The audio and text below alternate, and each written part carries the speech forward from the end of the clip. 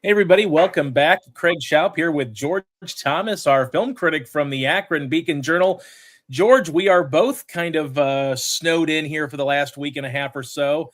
How are you holding up with the random Ohio gets a bunch of snow all the time anyway, but you still got quite a bit of snow and ice, I would imagine, there last week. Yeah, yeah.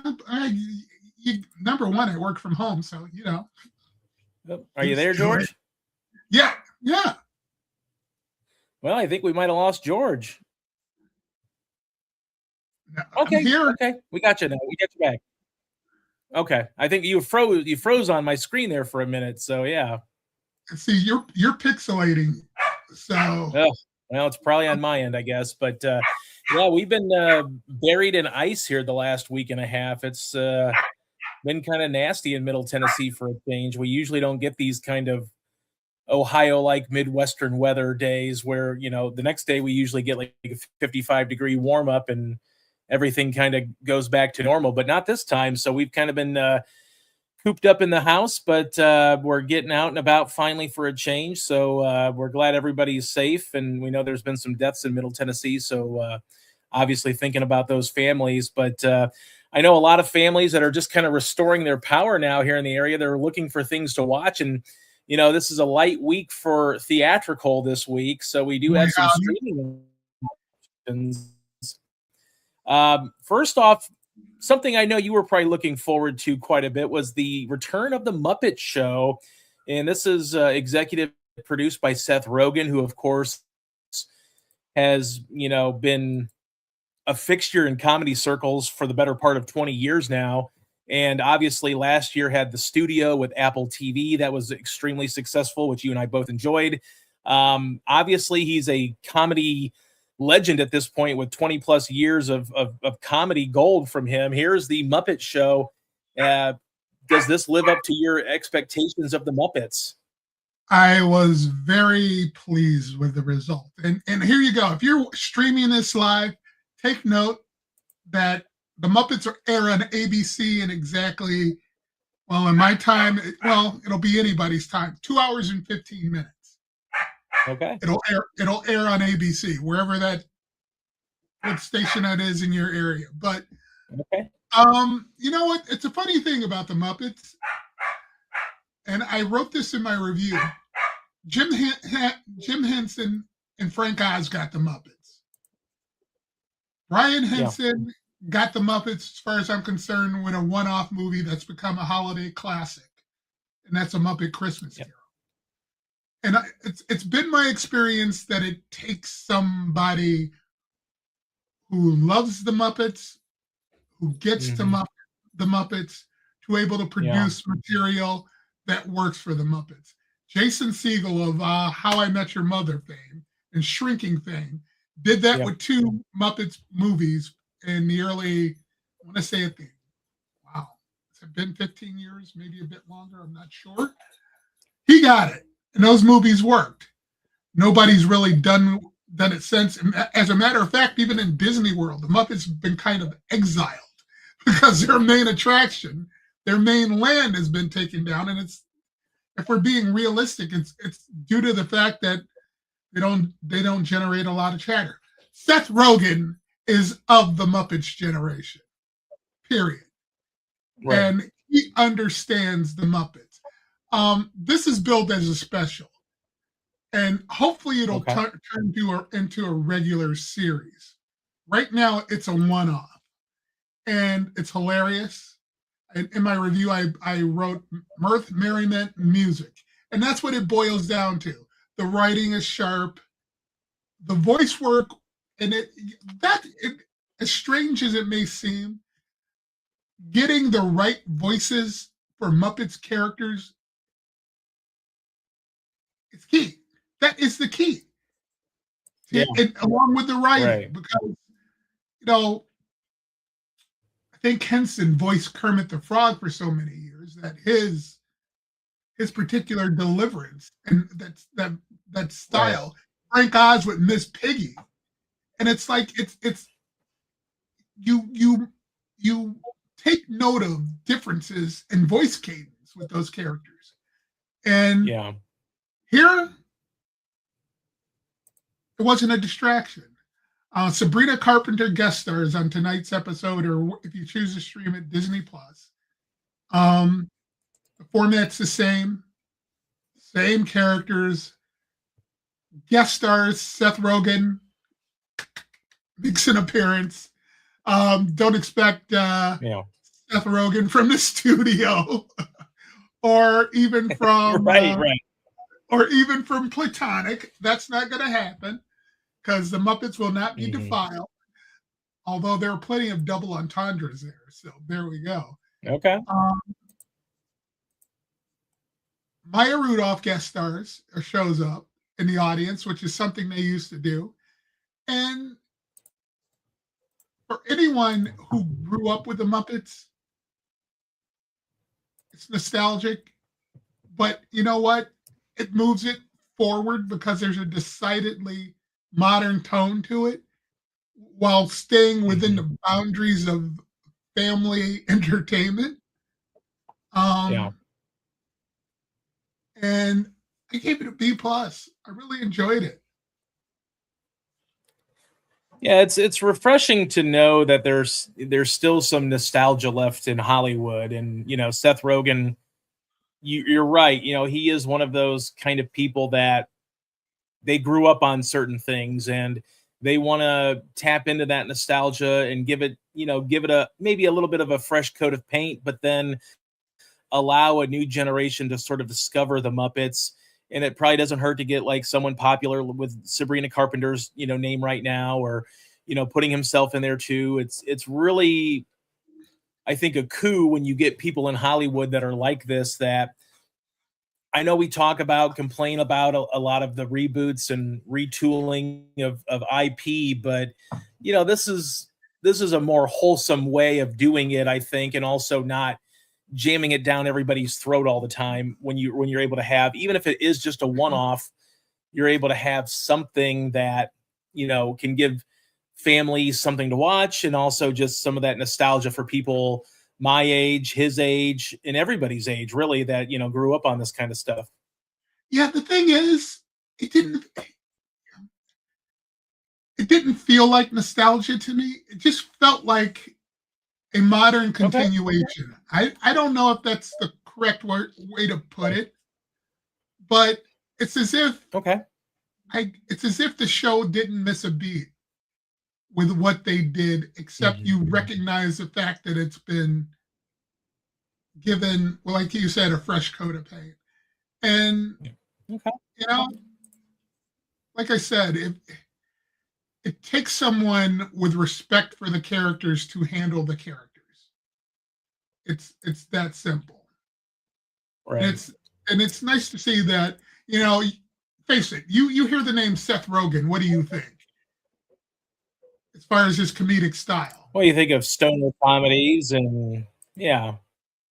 And it's nice to see that he is not, and although I've always known it, a lot of people out there may not, because he chooses to Yeah. operate in a realm that's, lack of a better term, for adults. And Mhm. it's good that he can show that he's not this one note Right. producer, writer, whatever. Yeah. I think the studio also showed that from, sort of a dramatic side. Yeah, there's a lot of drug use and things like that in the studio, but it's also, a very elevated, I think I even mentioned it, more of an elevated version of Entourage, for instance, where you're getting a really in-depth look at the process these days. And it's kind of a show with with as many people that don't really care for Hollywood these days. You always wondered how a show like that was going to score with audiences, because do they really care about the inner workings of a movie studio?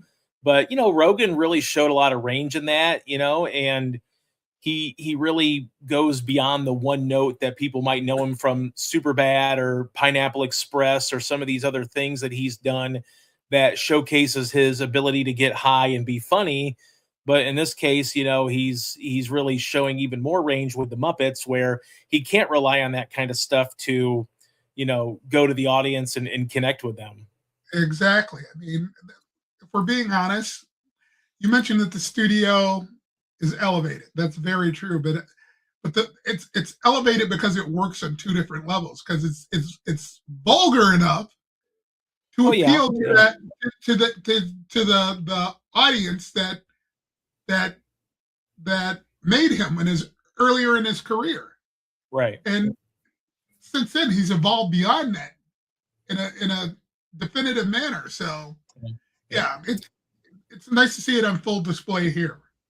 Absolutely. Well, and like you said, the Muppet Show will be on ABC a little bit later tonight. It'll be on streaming on Disney Plus as well. Another streaming option that you've really enjoyed over the years, and it's hard to say that because Netflix isn't known for giving a lot of longevity to their series, Yeah, but clearly they like this one. The Lincoln Lawyer is back for a fourth season, and that starts tomorrow. This is a show that you've really enjoyed over the years, and I mean, obviously Netflix is behind it because they keep greenlighting, another season here. Usually they're like a one or a two season and they're out, but here they're getting on to season four, and I think they've even renewed for season five. they've renewed. So I was just gonna say they renewed for season 5 2 days ahead yeah, of the. yeah. Actually, they announced it Monday, I believe. Okay. So Well, yeah, is this show worth it? Does it still have those legs for you here in season four? well, the key to the Lincoln Lawyer is it's weird to say this. It's the lead character, the lead actor, Manuel Garcia Rufo, who I thought was very good in the latest Jurassic, whatever you want to call it, movie. I enjoyed his performance in that. But it's also got a strong cast in general, a strong Mhm. ensemble cast. So um, one of the reasons I think they keep going back is because there's an endless supply of source material here. I don't know how many books there are in this series, Sure. but if you've got gold, Right. keep go. If you find gold, keep going back to the mine. You know what I mean? But yeah, and it's Right. Oh yeah. different this time around because Mickey Holler, the main character, the stud, the showy LA defense lawyer, finds himself on the other end of of justice this time, as he's been accused of murder. And I've seen the first couple episodes. I'm going to get to the rest of them tomorrow. But he finds himself dealing with not that he's not used to dealing with criminals, but he's dealing with an element of criminal that he operates in the white collar evil kind of realm. You know what I mean? He's dealing with Right. seedy individuals this time around, and you see how it begins to take a toll on him as he sits in the LA County jail because he's not able to secure bail right away. In the meantime, his partner, his associate, Lorna, his ex wife and now legal associate, is having them to maintain revenue in the firm that before his arrest has been wildly successful. Now, there's no way Mickey Holler is going to be convicted of anything. We could say that right away. The key to this series is going to be them Right. unraveling the mystery of who actually committed this crime, and Sure. that's what I'm looking forward to. The first couple episodes, you're used to seeing Mickey Holler, and I don't know if you've ever watched the series. He's this I have not. borderline arrogant, most assuredly confident lawyer, and Mm. unless it's within the bounds of personal relationships, you don't get to see his vulnerability show up, his self doubt. And in the first couple episodes, it reveals itself. Those elements reveal itself, and it's like, wow, okay, something different, and I'm hooked. I just didn't have time to get through all 10 episodes since it showed Right. up yesterday. So always, Well, always. it's yeah, it's wildly popular. I mean, this is a show, like we said, Netflix usually is quick to pull the plug, so clearly they feel like this show is resonating with audiences, and like you said, now for four seasons, the quality is there, which isn't always there for Netflix shows, but it's a testament that sometimes they pick the right projects and sometimes they get behind the right projects too. You and I have both chastised Netflix since we've been doing this for throwing a lot of against the wall and seeing what sticks. I'm going to give them credit because it seems to be they're doing that to a lesser degree now. You know what I mean? Right. Some of the best television shows I've watched in recent months have come from Netflix. So one of them being recently Runaway, based on a Harlan Corbin novel. I'm going to go kill my dog. Hold on. Well, they just want to get their word in as well. I don't blame him.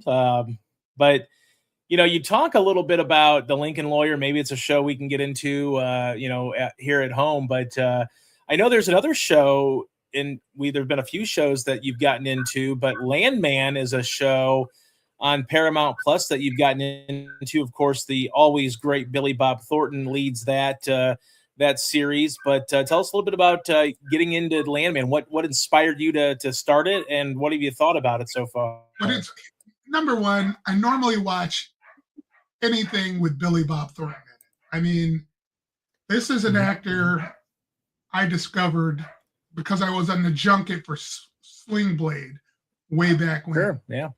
And I cried in front of this guy because Sling Blade, I don't know if you've ever seen it. I have. It really hit home. And because the character in Sling Blade was abused, and it hit home for me because I suffered the same kind of verbal abuse at the hands of a quote unquote parent. And it's like, in a slight moment, I lost it. And it's like, he looked at me like, wow, okay. But so no, I've always followed his career. What's the movie about the air traffic controllers? I don't, with John Cusack. I might have been that's one of those. Oh, A Simple Plan? No, Simple Plan is just a great thriller. This one was about it. Yeah, that's right. Air traffic controllers, co-starred with John Cusack and Angelina Jolie. And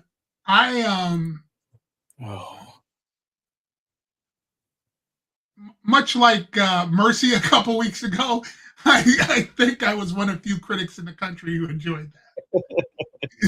So, but he's one of those guys that. Go ahead. He's one of those actors whose career I've always followed.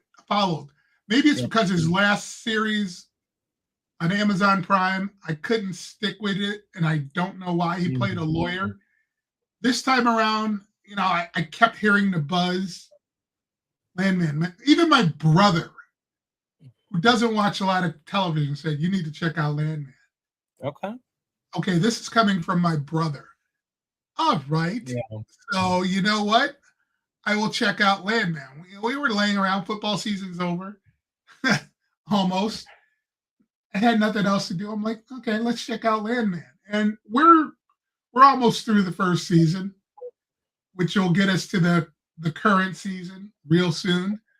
It's just, he's not even an oil executive. The title comes from his title.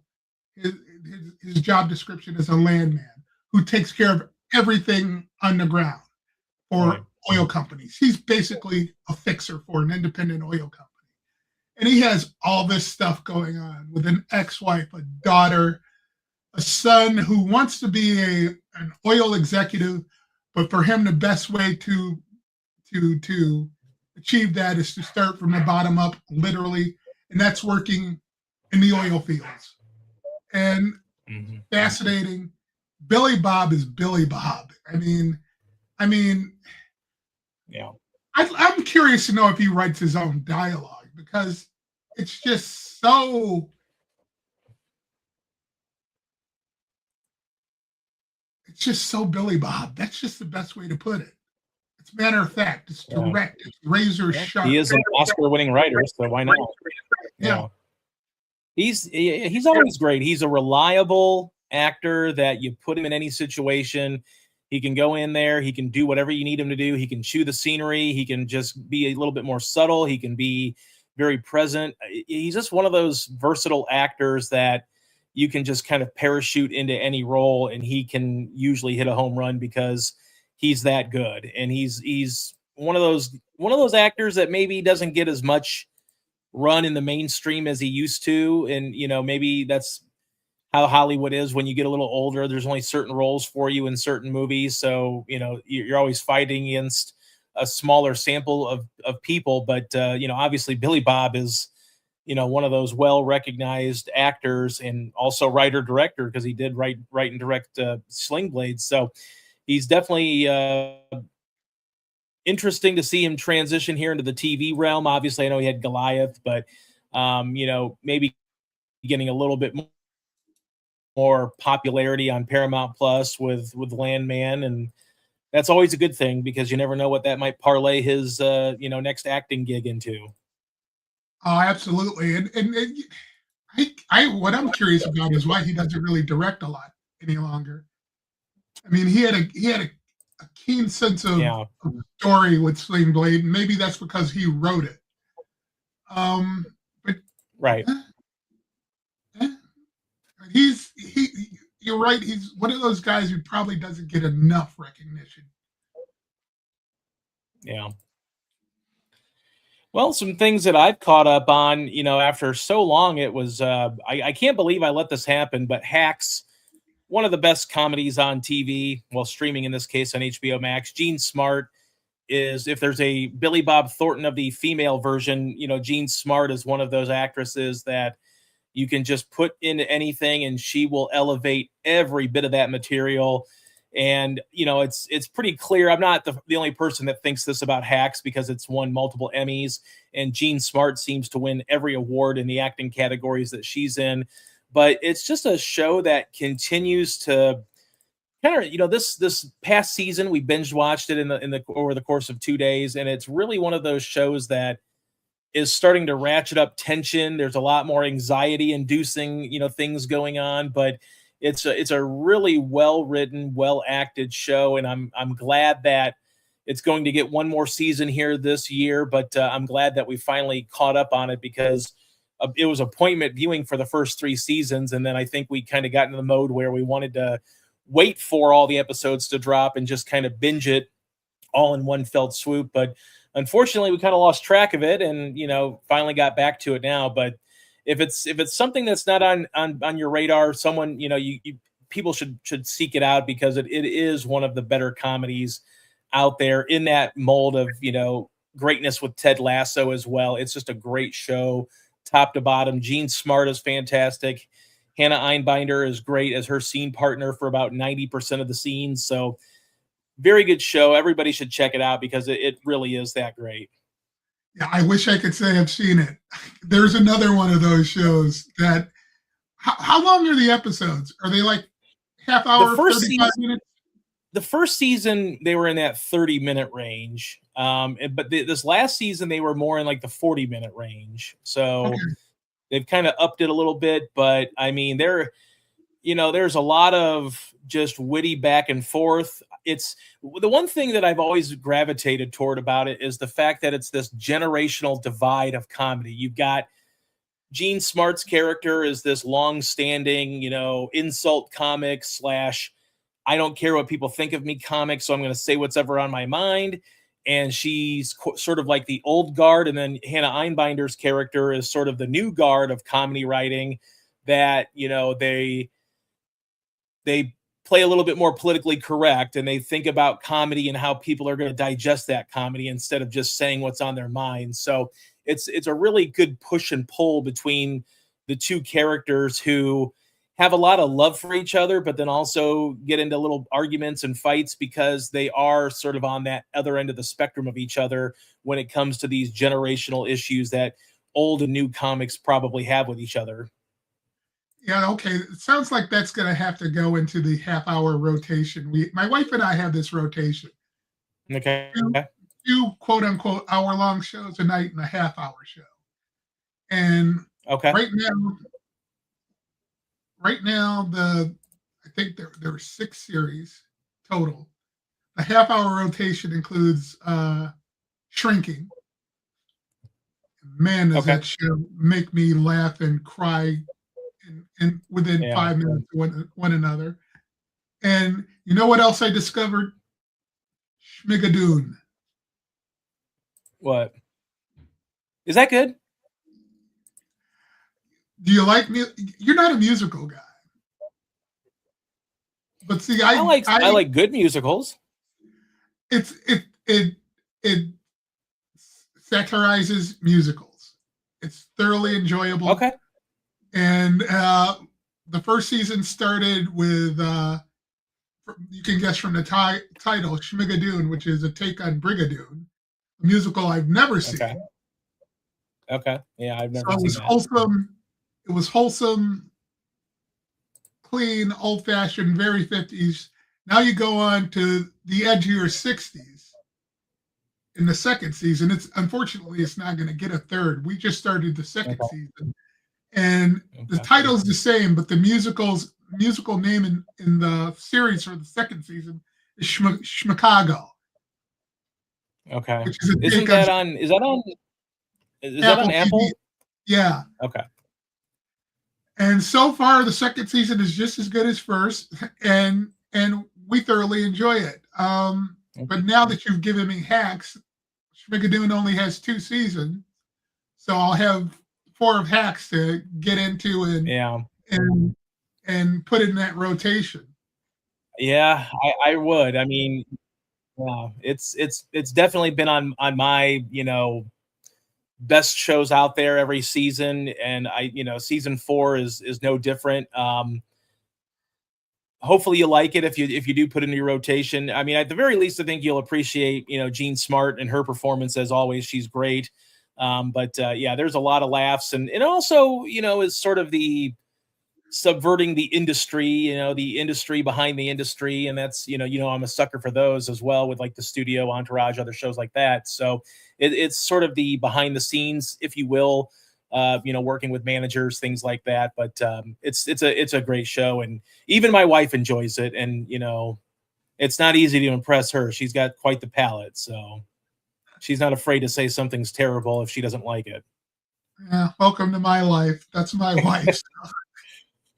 All right. Well, I know we are hopeful. I know we're not getting back into theatrical next week because We of might. Warner There, Brothers. What we might, we'll see. there's What else is on the horizon for you, for streaming or theatrical?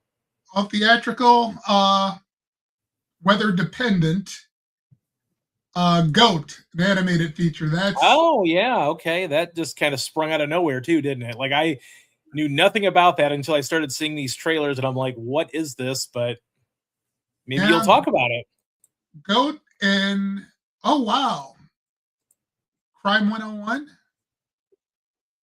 Oh Yeah, yeah, you know what? The early returns were not bad on that. Some people actually think it's good. So maybe Chris Hemsworth has himself a hit. Who knows? Well, probably not a box office hit because we know the box office right now is just terrible. But I'll be interested to see what your thoughts are on that. I know that some people are actually saying it's better than what they expected, well, in that's spite of its kind of bad title. that's called being damned by faint praise. Well, but yeah. but got those two coming up next week, and Okay. let's see on the streaming calendar. I just had this up, right? I just had this up. Well, we talked about the Lincoln Lawyer. We did, yeah. Well, maybe it'll be a nice way to get back into theatrical next week. yeah, Maybe Goat will be the greatest movie of all time. Who knows? I see what you did. I see what you did there. I try. I I try sometimes. oh Cross. Okay, now I'm a bit psyched. Got to What start is it? watching that. Cross. Crossed. Uh, it's you remember the Morgan Freeman movies about the forensic psychologist who consulted with the FBI? Kiss the girls. Along came a spider. Oh yeah, like like every movie that Ashley Judd was in the 1990s, basically. Basically, Yeah. character's name was Alex Cross. Okay. Much like Jack Reacher. Much Right. like Okay. Okay. This is an Alex Cross. Okay. it's an Amazon Prime series. It's going into the second season. and I'm looking forward to it. Oh, that's right. Okay. The first season was really, really dark, and it's to be expected with the character. But Okay. because Amazon Prime doesn't have to worry about a PG-13 rating, they're going to do what the hell they want, or allow their Right. creators to do what they want. And it was definitely TVMA. So, and it was Yeah. primarily for Okay. violent content. So that's what I'm I looking at. forgot about that show. Okay, I forgot that show came out a couple of years ago there, late in the 2024. Okay. All right, fantastic. Well, as always, you can read everything that George writes at beaconjournal.com. George, we hope the weather permits so you can go see Goat and Crime 101. Maybe that'll be the new Barbenheimer for the winter movie season, like a Goat Crime or something. So we can't wait to hear what you have to say about that. We will talk again next week. Thank you for stopping by. Have fun at the movies, my friend. All righty.